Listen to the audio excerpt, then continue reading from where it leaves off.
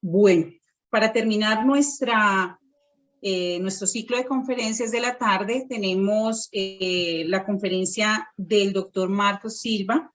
Ya se titula Focus en manejo de la gestante crítica. Doctor Silva, por favor, bienvenido nuevamente. Muy buenas tardes. Ya cuadro aquí esto para que poderles compartir la pantalla. Yo sé que están cansados, pero valga la pena esperar. Les prometo que voy a hacer mi mejor esfuerzo para que sea una charla bien entretenida y podamos aprender bastantes cosas aquí. Déjame, comparto la pantalla. Listo. Aquí está. Ay, ¿dónde está esto?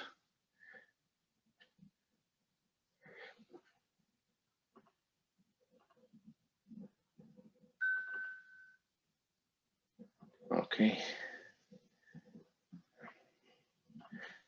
Perdonen que estoy aquí teniendo una dificultad técnica, pero ya, listo. Listo. Perfecto. Olga, ¿me escuchas bien ahí? Sí, señor, se escucha y se ve muy bien su presentación. Bueno, listo, perfecto.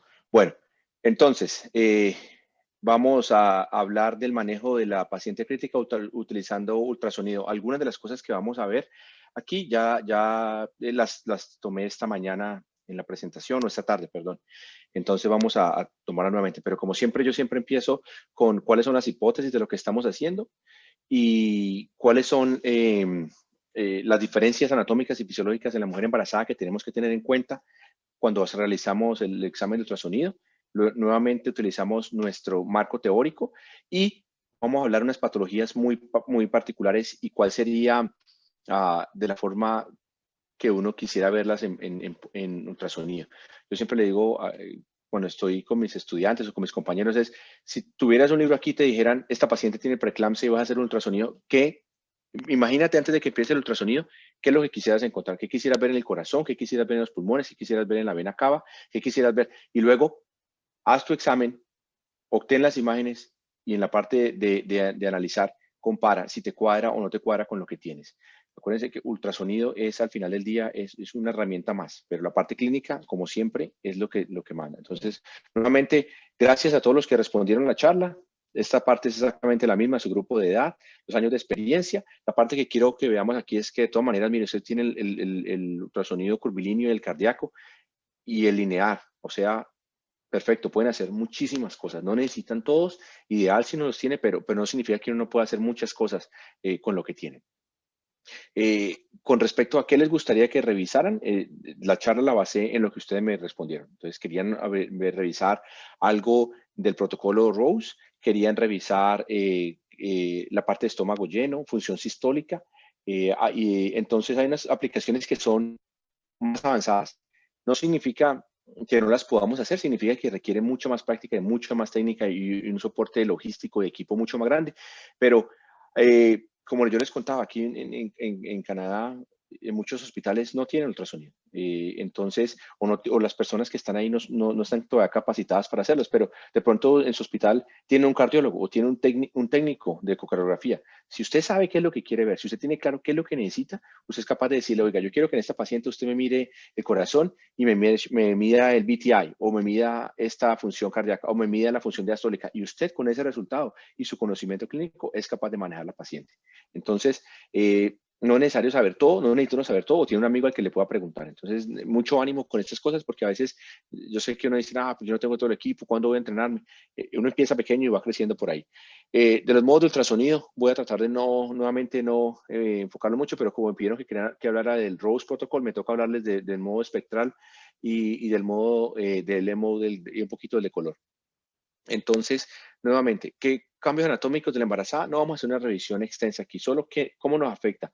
Ese desplazamiento del corazón y el movimiento cefálico del diafragma, lo que va a causar es que sus vistas paraesternales largas, la corta y la aplicada de 4 cámaras, sean muy bien de obtener porque el corazón se acerca al tórax y son fáciles de obtener. Sin embargo, sus vistas subcostales, su vista de la vena cava y su vista gástrica se van a hacer más difíciles de evaluar. Entonces, toca tener eso en cuenta a la hora de mirar qué exámenes quiero sacar, qué vistas quiero ver y dependiendo de la patología que yo estoy presentando, dónde voy a empezar a utilizar mi ultrasonido. Con respecto a los cambios fisiológicos, la razón por la que las pongo aquí, hay demasiados cambios fisiológicos en la embarazada, pero la razón por la que los pongo aquí es porque tenemos que tener en cuenta cuáles son los cambios que son normales, cuáles son los hallazgos que son incidentales, cuáles son los hallazgos que contribuyen a la patología que estoy viendo y cuáles son los hallazgos que yo digo, cuando yo lo vea, yo digo, esta es la causa de que mi paciente está hipotensa. Por ejemplo, si es una paciente que tiene un problema cardíaco crónico, ese corazón, cuando usted lo examine, lo va a ver y va a decir, bueno, no es la causa, pero no está haciendo mejor o está contribuyendo o miro por otro lado. Entonces, esa parte, la razón de la fisiología de la embarazada es importante por eso, porque tengo que tener en cuenta que hay hallazgos que los voy a encontrar, pero no son la causa del colapso materno o del problema que estoy haciendo. Nuevamente, el marco teórico es extremadamente importante. ¿En qué pacientes de embarazadas se benefician del ultrasonido? Yo diría que todas. Pero queremos ir a las guías de la clasificación y el nivel de evidencia. Cualquier paciente hipotensa, en shock o inestabilidad hemodinámica de origen desconocido o probablemente cardíaco, cualquier paciente con trauma torácico, bien sea penetrante o cerrado, y para el manejo y la valoración de la embolia pulmonar. Pero como les digo, yo pienso que todas las pacientes embarazadas, si usted tiene la habilidad, debe hacerle un ultrasonido. Y además, en la medida en que haga más ultrasonido, más fácil va a ser. En la medida en que usted lo haga en pacientes sanas de alguna manera, por lo menos cuando vea a una paciente enferma va a decir, yo no sé qué le pasa a este corazón, pero algo está normal, porque ya he visto tantos sanos que algo le llama la atención. Entonces, así es como, por lo menos es como yo empecé. Una vez esta diapositiva que me encanta es de todo lo que usted puede hacer. Usted puede hacer, transcranial Doppler, puede hacer nervio óptico, puede hacer corazón, puede hacer para la intubación, para la membrana cricotiroidea, para el DVT, para accesos venosos. O sea, mejor dicho, usted puede escanear a un paciente desde la cabeza hasta los pies. ¿Qué necesita saber? Depende de su práctica, de su población.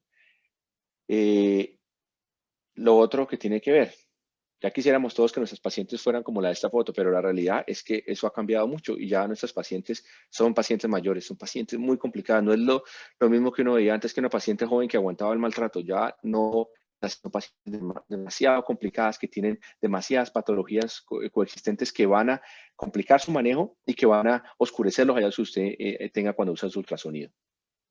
Nuevamente yo les presento esta diapositiva de los protocolos porque para mí es fascinante cuántos protocolos hay. Cada vez que leo me encuentro uno diferente y todo el mundo le pone un nombre al protocolo. Como les contaba en la presentación de trauma, al final del día lo importante es que usted tenga claro dónde está su diagnóstico diferencial. Usted es el clínico. Esa paciente está en paro, y lo veíamos en la charla anterior, paro cardíaco. ¿Cuál es la razón? ¿Cuál usted cree que es la razón? Usted conoce al paciente mejor que nadie. Está en paro porque tiene un problema de corazón, está en paro porque tiene un problema respiratorio, está en paro porque tiene un problema toxicológico. Y basado en eso, escoja la mejor vista y basado en el equipo que tiene y en su entrenamiento, que lo puede ayudar a lo que decíamos de rule in o rule out the diagnose. Necesitamos saber algo fácil que me diga sí, esto sí o no. El protocolo Rose, que es el que más se habla para manejo de la paciente obstétrica. Estas son, en teoría, las indicaciones. Debe ser que sea fácil y aplicable. Yo no sé y no he podido entender, a pesar de todo lo que he leído, por qué ellos hacen el ultrasonido en el lado izquierdo del paciente cuando la foto que yo les mostraba de la ergonomía, para mí es mucho más fácil escanear siempre en el lado derecho del paciente porque tengo el control. Pero al final del día es usted como un examen que sea preciso, que lo ayude a diagnosticar o a tratar al paciente, manejo o evaluación del embolismo y la función del ventrículo derecho, porque las pacientes embarazadas tienen patologías que complican el ventrículo derecho, y si usted puede valorar la frecuencia cardíaca. El problema de este protocolo, en mi opinión, es que no examina el pulmón, no examina el abdomen y no examina el acceso vascular. Como yo les decía antes, a mí cuando me dicen, mira, esta vena cava inferior, le falta líquido o le sobra, digo, ¿y el pulmón? ¿Y el corazón? ¿Y el resto? Exactamente lo mismo. Yo no puedo tomar un diagnóstico o hacer un diagnóstico si usted me muestra un electrocardiograma con una sola vista. Mire de dos aquí, ¿usted qué piensa que tiene? Necesito ver, por eso son 12 derivaciones. Por eso el ultrasonido tiene tantas vistas, por eso tiene tantos sondas, porque son muchas y tiene muchas interacciones. Y lo otro que complica este protocolo es que necesita uno saber bastante en el sentido, no solo la adquisición, pero el nivel de examen que necesita. Estamos hablando de Doppler de nivel tisular, estamos hablando de VTI, estamos hablando de flujo de entrada a la válvula mitral. Son niveles en la escala de conocimiento de ultrasonido, son básicamente casi por debajo de un cardiólogo. que no los tenemos todos, pero digamos que usted tiene un cardiólogo que le puede preguntar o un técnico que usted le pueda preguntar, usted dice, yo solo necesito que usted me mida esto. Si usted sabe qué es lo que quiere, yo creo que usted me mida el flujo de la válvula mitral y me diga cuál es el EA ratio, y usted ya sabe interpretarlo, perfecto. Usted no necesita hacerlo todo el tiempo, pero necesita saber qué va a hacer con ese resultado. Entonces, vamos a ver qué patologías en la embarazada, vamos a hablar de ellas. La enfermedad cardíaca, toca hablarla porque es la primera causa. Enfermedades hipertensivas, sepsis, hemorragia y eventos embólicos. Sin embargo, acuérdense que tenemos todas estas herramientas diagnósticas y ultrasonido es solo una de ellas. Entonces, no es que yo no, si no tengo ultrasonido en mi hospital, no puedo tratar a esta paciente. Si yo no sé cómo usar ultrasonido, entonces yo no sé nada. No, somos médicos primero que todo. La capacidad médica, la observar al paciente, otros clínicos, son lo que nos va a decir. El ultrasonido nos ayuda a confirmar o a descartar una patología, pero si no lo tenemos, igual hay que hacer y hay que manejar al paciente. Por eso, esta diapositiva que me gusta muchísimo es, bueno, ¿usted qué cree que tiene? ¿Es problema cardiovascular, es sepsis? Empiece a tratarla, empiece a manejarla y, por supuesto, empiece a ver cómo refina su diagnóstico, pero no es que no pueda manejarlo sin un ultrasonido. Si tiene ultrasonido, si tiene la capacidad de hacerlo, excelente. ¿Qué quiere ver? En el eco transtorácico, como les decía, imagínense esa es la figura típica. Yo quiero ver un ventrículo dilatado con una función muy mala, con una función del ventrículo derecho muy regular y con una vena cava dilatada. Y si pongo no, y cuando ponga el ultrasonido en el pulmón, quiero ver un patrón de líneas B que me dice que está aumentado, o sea, que está en un edema de origen pulmonar. Patrón de líneas B que queda más, a medida que se hace más posterior, se hace más marcado. Entonces, por ejemplo, una vista parestral acá. Mire ese corazón tan terrible. Mire este corazón en la parestral corta que apenas se mueve. Parece más que se moviera como en círculo. Y mire la vena cava. Y si me voy a la vista apical de 4 cámaras, mire, apenas si se contrae. Si hago y mido el TAPSI o el desplazamiento de la válvula tricúspide, 1.17. Terrible función ventricular. Si yo pienso que tiene la cardiopatía periparto, tiene que examinar el pulmón. Mire, pulmón izquierdo, pulmón derecho, líneas B por todo lado. Esta paciente está en edema pulmonar. Si usted piensa que tiene preeclampsia, va a haber características en el eco transtorácico, en el eco pulmonar, en el abdomen. Y si tiene la tecnología para hacer TCDs y vaina del nervio óptico, por supuesto.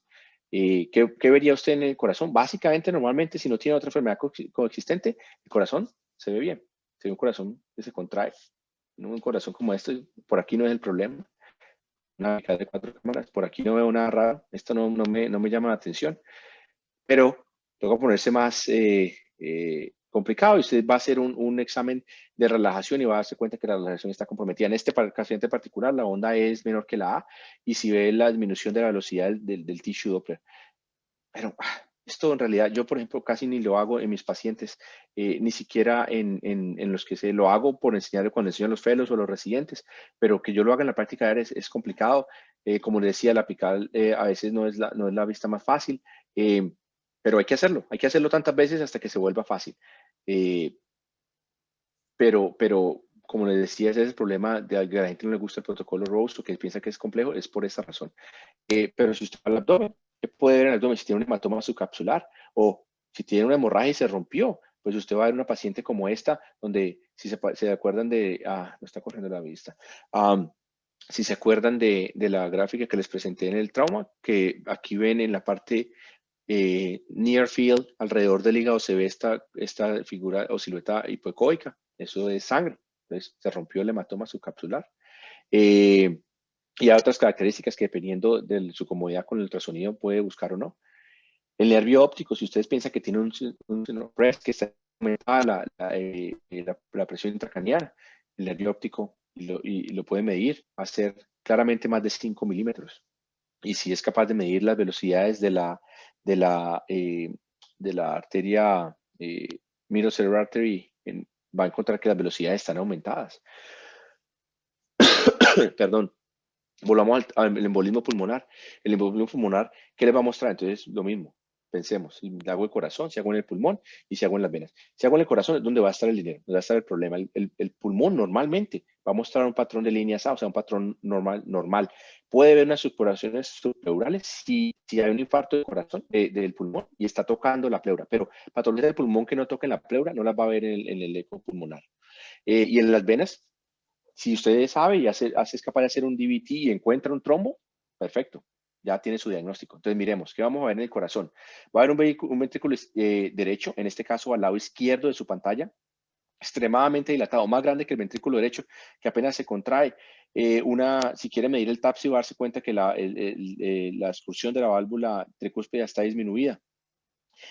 Importantísimo, no solo cómo está el ventrículo derecho, pero su relación con el ventrículo izquierdo. En este caso, el ventrículo derecho al lado izquierdo de su vista, si ven cómo empuja ese septo y lo hace, que lo que se llama en forma de D, significa que en algún momento de ese ciclo cardíaco la presión del ventrículo derecho es más alta que la del ventrículo izquierdo, completamente anormal. Nuevamente, no sé si dije esto antes, pero el diagnóstico de embolismo pulmonar no se hace con ultrasonido. Se hace con otros medios diagnósticos. Pero si la paciente está muy inestable, no se puede llevar a hacer un TAC, este es el momento cuando uno lo puede hacer, pero normalmente solo sirve en pacientes que están hemodinámicamente inestables, o sea que tienen suficientes cambios en los ventrículos para poderlos ver, porque muy pocas veces usted va a encontrar lo que va a ver en esta diapositiva, que es un trombo, ay, se me pasó, un trombo en tránsito, un trombo en la aurícula derecha. Este es una subcostal y usted ve aquí en el near field un trombo entrando y saliendo. Y si eso lo pone con un ventrículo que está dilatado, con un septo que está en el contexto apropiado, hace ya usted el diagnóstico. ¿Cómo tiene que estar la vena cava? Tiene que estar dilatada. Si hay un aumento en las presiones del ventrículo, la vena cava tiene que estar dilatada. Si sabe hacer DVT, volvamos al pulmón. En el pulmón, ¿qué va a haber? Normalmente en el embolismo pulmonar va a haber un patrón de líneas A. A veces puede encontrar un patrón de línea B o consolidaciones subpleurales. Sí, y solamente si está tocando, la parte que es infarto está tocando la pleura. ¿Y qué va a encontrar en el acceso venoso? Va a encontrar al lado derecho usted ve un coágulo y al lado izquierdo está viendo, esta es una yugular, pero diferente para mostrarle el concepto de cómo se ve un coágulo en la vena. Si usted lo ve el ventrículo con falla, distendido, con el septo y encuentra esto, ya usted puede hacer su diagnóstico de tromboembolismo pulmonar. ¿Cómo lo va a manejar? Ya esa es la parte suya, usted es clínico, no hay problema. Una parte importante, la paciente está en shock. ¿Cómo sabe uno si es hemorragia por sangrado o es un shock distributivo? Pues comparte muchas características. Ha encontrado un corazón que está hiperdinámico, latiendo muy rápido. Miren aquí en esta paraesternal corta cómo la fracción de eyección es del 100%. Es el kissing heart, cómo se cierra completamente. Si usted mira, la vena cava va a estar o colapsada o cambiando más del 50%. Entonces, los dos se comportan exactamente iguales. ¿Qué los diferencia? Nuevamente, aparte de la clínica y su sospecha diagnóstica, diferencia el BTI. En la parte hemorrágica, el BTI está disminuido. ¿Por qué? Porque la resistencia sistémica periférica está aumentada, entonces la cantidad de sangre que sale en cada latido está menor, en este caso 10 centímetros, mientras que en el distributivo está aumentado. En este caso, 28, está extremadamente elevada. Entonces, nuevamente, este BTI lo puede ayudar a diferenciar en los dos, pero la mayoría de veces está claro, la paciente es postquirúrgica o la paciente, la hemoglobina está cayendo o tiene otros signos que le están diciendo a usted qué es lo que está pasando. Y como les digo, el problema para mí del protocolo Rose es que no usa el abdomen. Si yo pienso todas estas cosas, el corazón está dinámico, la vena cava está completamente colapsada y pongo el ultrasonido en el abdomen y me encuentro cualquiera de esas dos imágenes que me muestra que hay fluido alrededor del abdomen, pues ya tengo el diagnóstico, esta paciente está sangrando. No necesito hacer BTI, no necesito volverme nada de esas medidas tan estilizadas, no las necesitan, sobran. Dos cosas con respuesta a los fluidos. Normalmente, una variación de la vena cava mayor del 50% o una vena cava completamente colapsada es un muy buen predictor de respuesta a los fluidos. Sin embargo, yo siempre digo, mire el pulmón. ¿Por qué? Porque usted le da 1 litro a esta paciente o 500 o lo que sea, le empieza a transfundir sangre, vuelve, examina y ya el pulmón está otra vez, ahora ya el pulmón que tenía un patrón A tiene puras líneas B. Usted tiene que sospechar que algo está pasando, que tiene que tener cuidado. No puede seguirle dando líquido a esa paciente, tiene que empezar a pensar en otras cosas, vasopresores o inotrópicos. Y nuevamente se ha encontrado que un cambio en ese TDI de mayor del 12%, después de la elevación pasiva de los miembros inferiores, predice respuesta al fluido. Tres cositas o cuatro aquí de otras utilidades de eso que se llama whole scan ultrasound, escanear al paciente desde la cabeza hasta los pies. El ultrasonido gástrico es más complicado por el ángulo que tiene usted entre el esternón y el útero grávido, por el desplazamiento del contenido gástrico, del contenido intestinal hacia arriba, que le va a dar una sombra y no lo va a dejar ver. Pero en este caso, miren, por ejemplo, cómo está fácil ver aquí el antro, el hígado y la aorta. Entonces sabemos que esa paciente, si está en la posición recumbente lateral, está vacío. Entonces no hay necesidad de preocuparse por el riesgo de aspiración, o si hay otros factores que usted tiene que considerar. Aspiración en este caso sería el mínimo. No porque está embarazada todas tienen que ser estómago lleno. No porque todos los pacientes con un trauma tienen que ser estómago lleno. Pero hasta un 20% es difícil. Pero si usted no empieza a hacerlo, nunca va a ser fácil. Les toca empezar a hacerlo en los pacientes que vienen para cesárea electiva. Cuando usted ya sabe que no comieron y usted les cree, a mirar qué encuentra, a empezar a trabajar con eso. Hay varios estudios. Miren ese estómago lleno tan bonito aquí. Esto no es una paciente embarazada, otro de mis pacientes. Cómo se ve aumentado con fluido en el interior. No hay necesidad de medirlo. Ya sé que es más de 10 de centímetros cuadrados, pero se ha demostrado que cualquier área que sea mayor de contenido, claro, si está con contenido sólido, no hay necesidad de medirlo porque ya no sabe que se trata como lleno. Pero a veces hay pacientes que tienen secreciones gástricas y tienen un poquito de líquido en el estómago y eso es normal, pero hay unos valores, hay unas páginas, y yo les puedo mandar la fotografía donde encuentran las tablas, pero a mí me gustan cosas que sean fáciles, rápidas, que yo me acuerdo de las 3 de la mañana un domingo, y yo me acuerdo que cualquier área que sea menor de 10 de contenido claro, no tengo que preocuparme por eso. Vía aérea, la misma lámina que les presenté, o de diapositiva que les presenté anterior. ¿Por qué? Porque las pacientes tienen intubación fallida, dependiendo si es asistencia general para cesárea o por otras complicaciones obstétricas, pero tienen riesgo.